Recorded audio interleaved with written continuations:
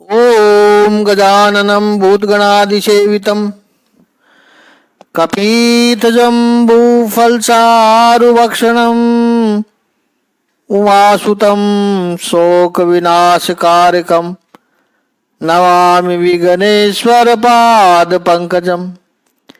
कृष्णाय वासुदेवाय हरिये परमात्मने प्रणतः क्लेशनाशाय गोविंदाय नमो नमः। ओम श्री महापुरुष देवाय नमः। ओम श्री गुरुदेवाय नमः। ओम आनंद स्वरूप भगवान की जय। ओम शांति स्वरूप भगवान की जय। हमारा चिंतन गीता अध्याय 7 श्लोक 3 पर चल रहा है। प्रभु कहते थे यततामपि सिद्धानाम कश्चित मां वेति तत्वता। इन प्रयत्न करने वालों में भी कोई एक मुझे तत्व से जान पाता है। क्यों? क्योंकि एक छोटी सी दुर्घटना जो हो जाती है, देर सवेरे वो दूर हो जाएगी। क्यों इतना समय लगता है? तो दूसरा एक विघ्न जो आता है वो ये है कि संकल्प तो कर लिया और इस मार्ग पर चल पड़े, फिर केवल संकल्प से नहीं चलता है। क्योंकि संकल्प के साथ जब पुरुषार्थ मिलता है और अच्छे परिणाम आने शुरू हो जाते हैं, तब व्यक्ति में अहंकार आने लगता है, सिद्धियां जब मिलने लगती है। भगवान के मार्ग पर चलो, सिद्धियां मिलती है, मान सम्मान मिलने लगता है, गले में फूलों की मालाएं, लोग चरण स्पर्श करते हैं, चारों तरफ कीर्ति फैलती है, और भी कई प्रकार की सिद्धियां हैं। समाज में सब प्रतिष्ठित लोगों से परिचय होने लगता है। ये जो सिद्धियां प्राप्त होती है उनको सब लोग सहन नहीं कर सकते। तुरंत दिमाग में हवा भर जाती है, व्यवहार ही बदल जाता है, अहंकार का सर ऊपर हो जाता है। यह अहंकार उसको रोक लेता है। संकल्प तो किया, लेकिन अहंकार की बेड़ी पड़ गई पैरों में, तो हजारों लोग में जो यात्रा शुरू करते हैं उनमें कोई एक पहुंचता है। तो कोई एक कौन होता है? वो संकल्प तो करता ही है, साथ में समर्पण भी करता है। और बाकी सब समर्पण करना सरल है। इसकी सबसे बड़ी महानता यह है कि उसने अपने अहंकार का समर्पण कर दिया है। तो यहां प्रभु कहते हैं यततान अपि सिद्धानाम कश्चित माम वेति तत्वतः। तो जिसने संकल्प भी किया, समर्पण भी किया, समर्पण में भी अपने अहंकार का समर्पण कर दिया, उसके लिए भगवान कहते हैं वो मुझे तत्वतः जानता है। अब प्रश्न ये उठ सकता है कि संसार भी तो प्रभु का ही है।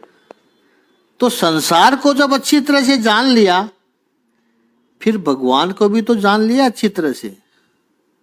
समस्त फूल पौधों में भगवान का ही दर्शन तो कर रहे हैं। भगवान श्री कृष्ण मनुष्य की ये चतुराई को अच्छी तरह से जानते हैं। इसीलिए प्रभु ने वेति यानी क्रिया के आगे एक विशेषण लगाया, तत्वतः है। जो तत्व से जानते हैं, भगवान को जानने वाले, भगवान को प्रेम करने वाले बहुत हैं, लेकिन लाखों करोड़ों में कोई एक व्यक्ति उनको तत्व से जानता है, नाम रूप से जानता है, अत्र तत्र सर्वत्र परमानंद स्वरूप को जो समझता है, पाता है, अपरोक्ष अनुभूति जो करता है, कोई एक है। इसको अच्छी तरह समझना है।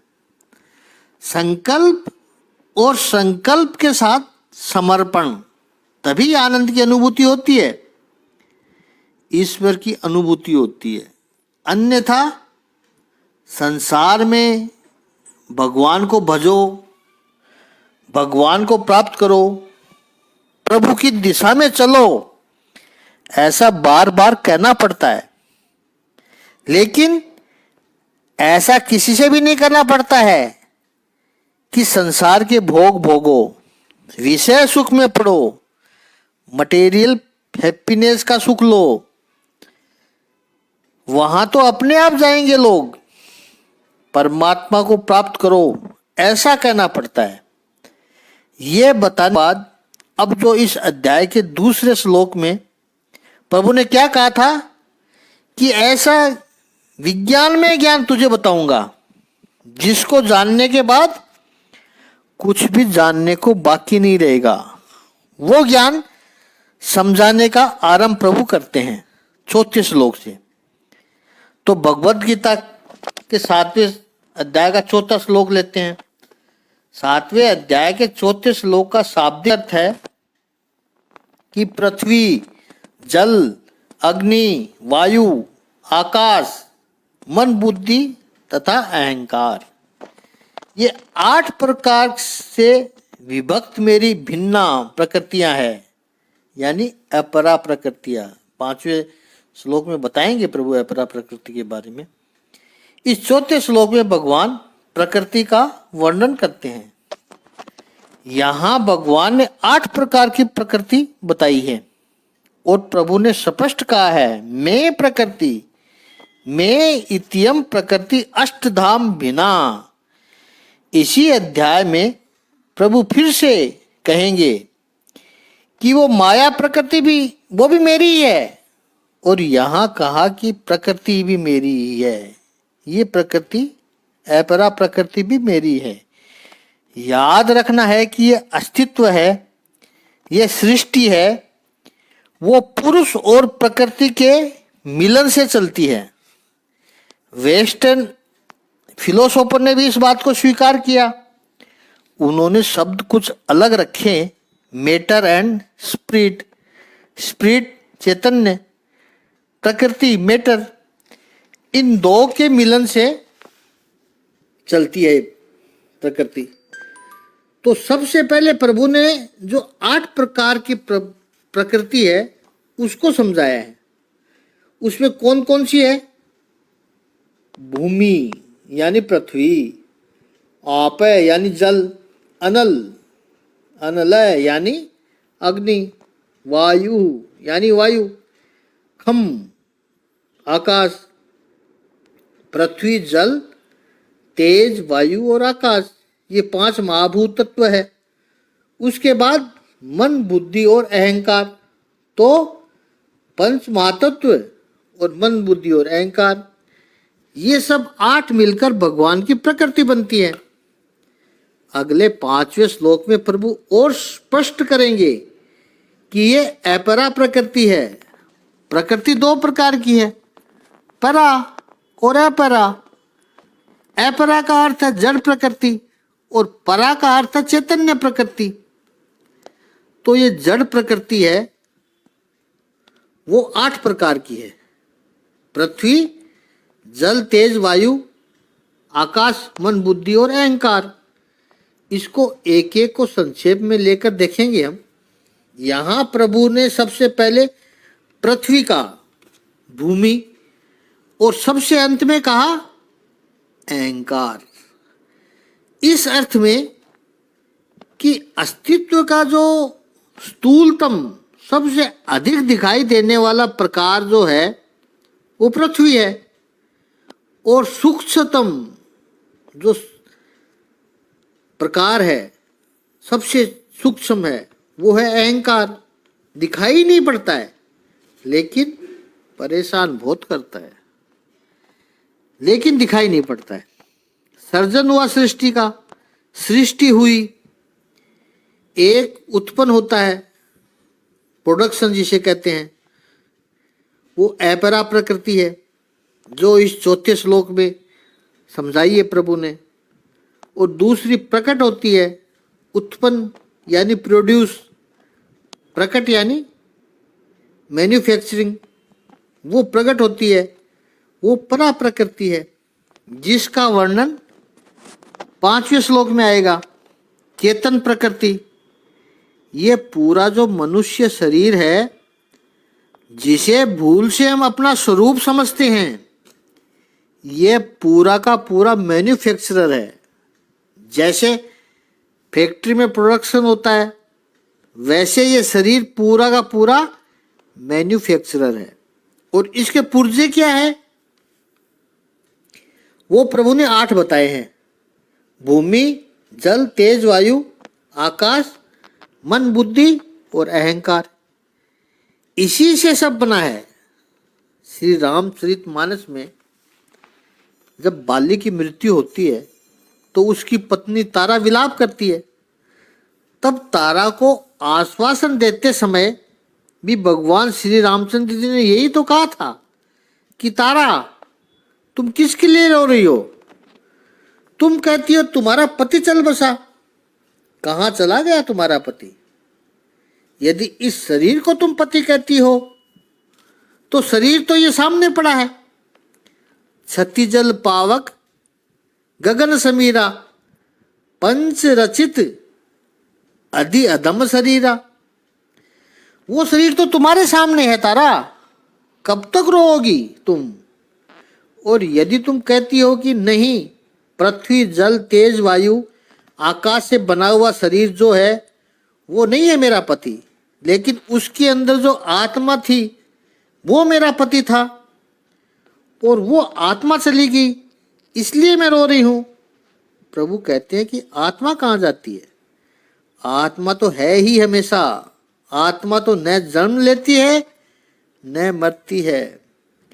भगवत गीता के दूसरे अध्याय में हम ये चिंतन कर चुके हैं, और 1 नवंबर से इसका गीता अध्याय 2 का चिंतन दोबारा से करेंगे।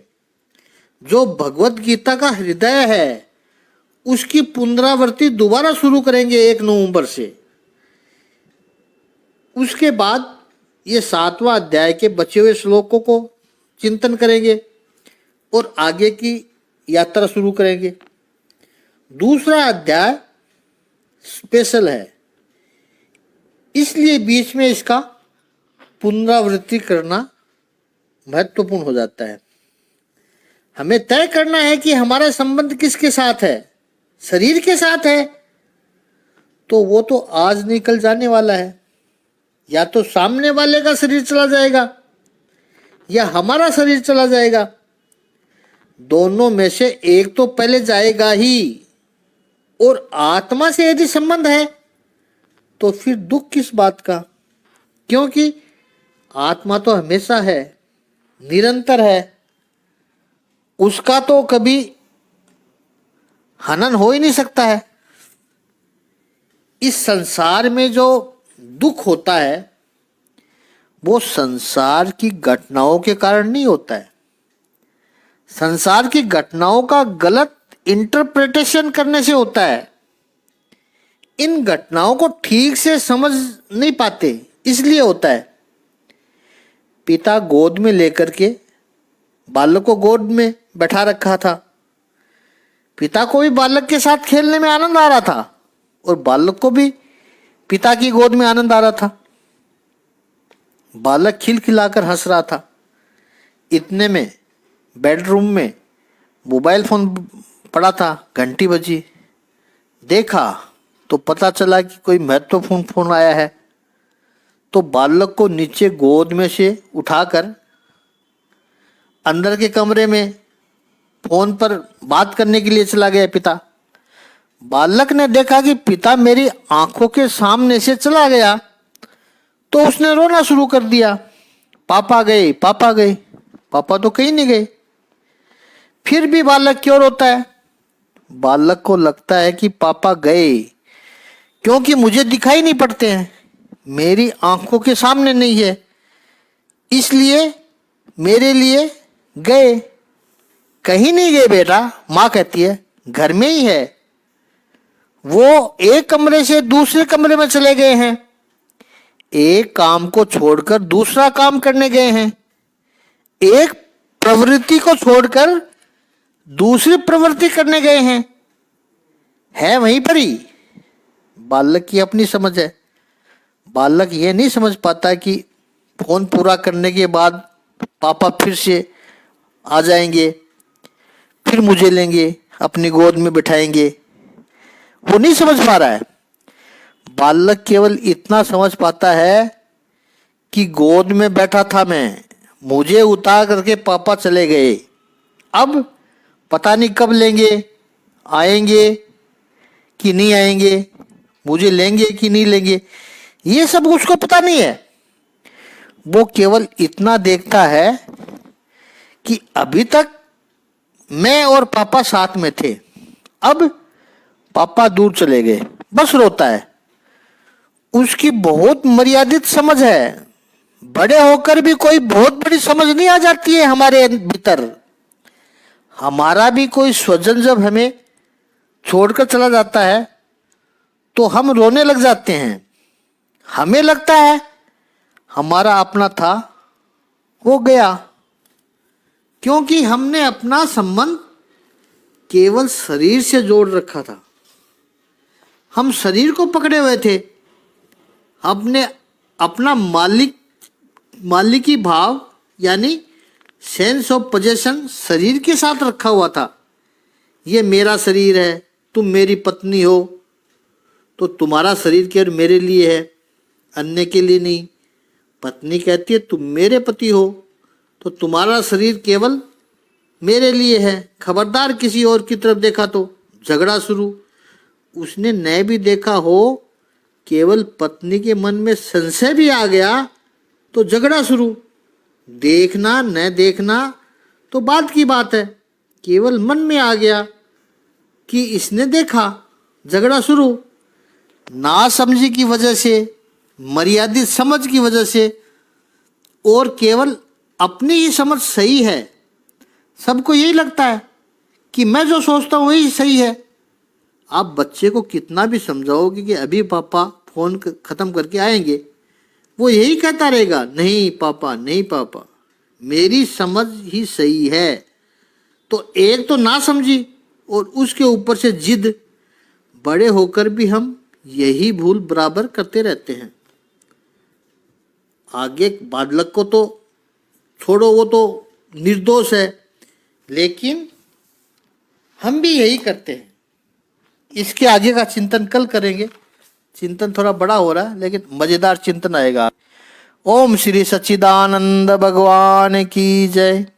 ओम श्री आनंद कंद भगवान की जय।